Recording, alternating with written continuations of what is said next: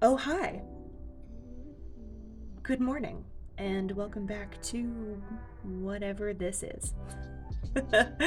So, it's been 2 years since I've posted a video on this channel, and now seems like a great time to do it again. So, come along, dear friend, as I set up my bullet journal for the month of June.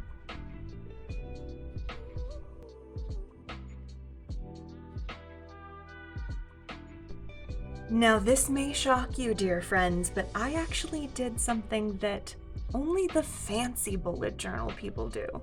I prepared in advance, okay? I know, shocking, revolutionary. I have discovered sticker paper. Yes, paper that is meant to be printed on so then you can cut it out and then peel it off and stick it wherever makes your heart sing. Brilliant, genius, I know. Now, what I'm doing here is I have a piece of gorgeous artwork that I printed twice on two different pieces of sticker paper, and my printer decided to, shall we say, vomit across them both times, creating lines in the middle of the piece. And I was trying to decide which one I hated least. But you know what? Actually, the lines are kind of a vibe. They kind of go with the style of the artwork, which is kind of fabulous. So, you know, we're trying not to spend too much time worrying about the little things and just going with it.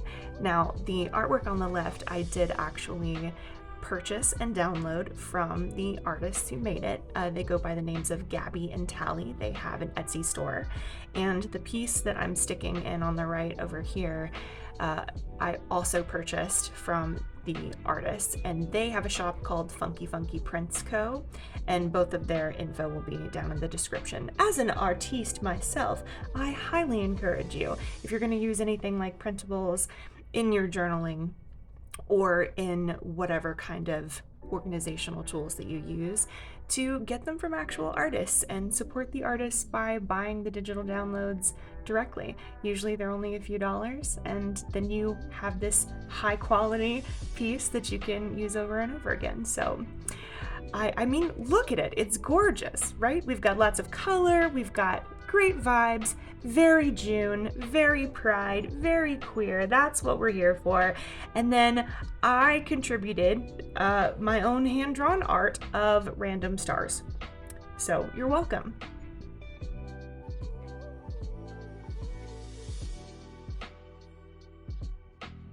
Now, for any of you who might be familiar with my content, either here on YouTube, she says, staring at her 2-year hiatus from posting anything, or the stuff that I've actually intermittently put up on TikTok, I talk about chronic pain quite a lot, and I have shared my methods of symptom tracking for my pain in my bullet journal multiple times.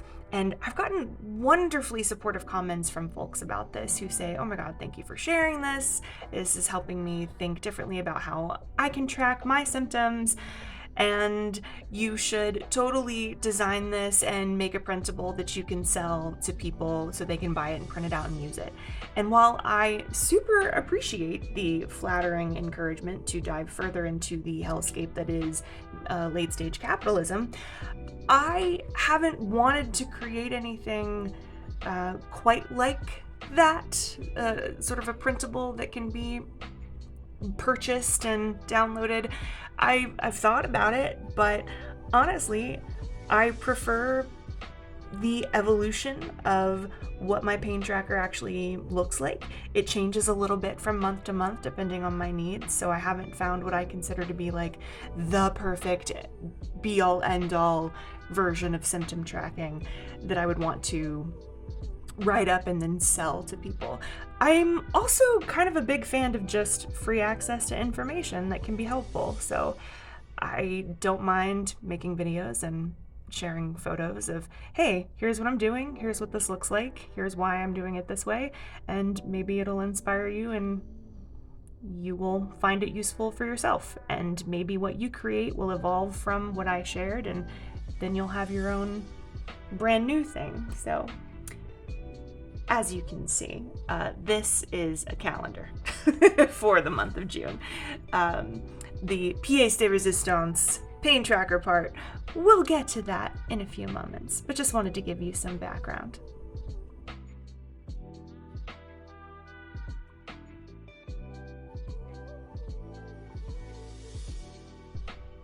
Now, I actually use my calendar pretty extensively, so every month I make this sort of full page and a half, sort of semi-Dutch door spread, where I have about 5 weeks planned out, and I'm able to go through and write down what's going on each day, and that helps me look at the month at a glance and be able to actually know where I am in space and time, because as we all know, time's not real.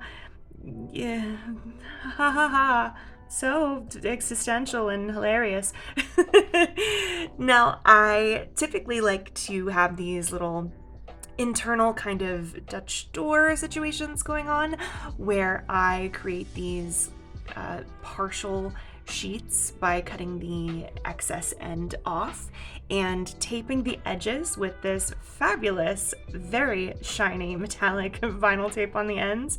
And I can use these for my budget, for my wish listing, for basically anything that I want. And it's been kind of lovely. I started doing this earlier this last year in 2023, and it's been something that I've been repeating because I can always turn back to the front and just have these like little fold outs that keep me straight, essentially. My partner and I use this for budgeting along with the calendar. So on the calendar, I will write down which bill is due on which day. So rent is due on this date versus the water is due on this date versus the Hulu subscription is on this day. And then I flip the little tab and I've got our budget written down where I can kind of subtract from the number that we're working with. The groceries cost this much and the book that I bought cost this much, etc. And on the right side accompanying this, I've got some wish listing, which has been very, very helpful. I've gone down a whole rabbit hole of like zero waste, low waste, minimalism, going along with organizing in terms of how you make sense of your life. And it's been very helpful to see people write things down in their journal that they know that they want and leaving it there for a day, a week, a month, however long. And usually the impulse to buy the thing will kind of dissipate just by virtue of having been able to write it down. And if you go back to it after that day, week, whatever, and you still want it, then you can actually get the thing. And that's been very helpful for my partner and I figuring out our budget the last couple of months. And the thing I skipped right over without mentioning was a printed out sticker. See, sticker paper, revolutionary, I tell you, of Andrea Mankoski's pain scale, which is a subjective scale for folks living with chronic pain, being able to rate their experience from 0 to 10. If you've ever been to the doctor and they've asked you, rate your pain on a scale of 1 to 10, and you've had to give them some kind of number, from no pain to the worst pain you've ever felt, that's what this is riffing on. But Mankoski's pain scale is specifically focusing on the space between what it is to exist with pain all the time and someone who never has pain, who wakes up in the morning and birds are singing and their hair is perfectly coiffed and they smile and stretch and get ready for the day, and they don't fall into an existential dread hole. So so fun. Anyway, we are finally here, dear friends, the actual pain tracker itself. Now, as you can see, I did use a piece of graph paper. Do not do not destroy your hands and arms by actually sitting there with a ruler and drawing out all of these little boxes. No, no, no, no, no. I did that when I first started developing this system for myself and immediately thought, what have I done? This is terrible. Please, just get a piece of graph paper and glue or tape it in, like I did. Now, what you're seeing is the exciting part, deciding what you're actually tracking for the month.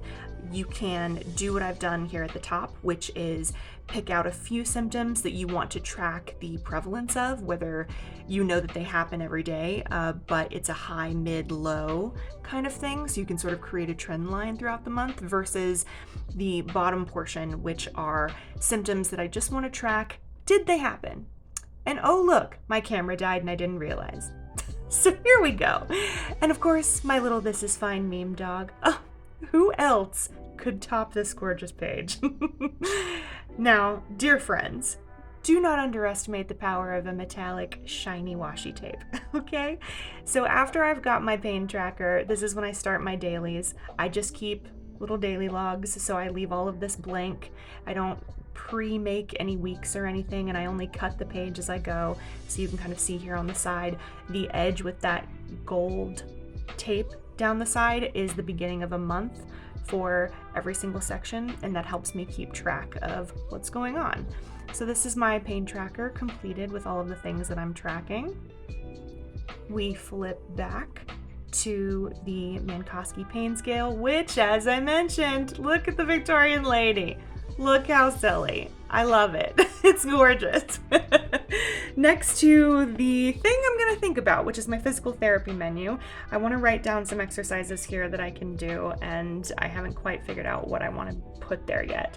Along with my budget, wish listing, my calendar that I will start to fill in with all of our various events, appointments, bills, and back to, just this gorgeous queer cover. Love that for me. So I hope this was fun, entertaining, informative, etc., and that you have a really gorgeous day, dear friends. Take care of yourself. And hopefully I'll see you again soon, and not 2 years from now. Bye.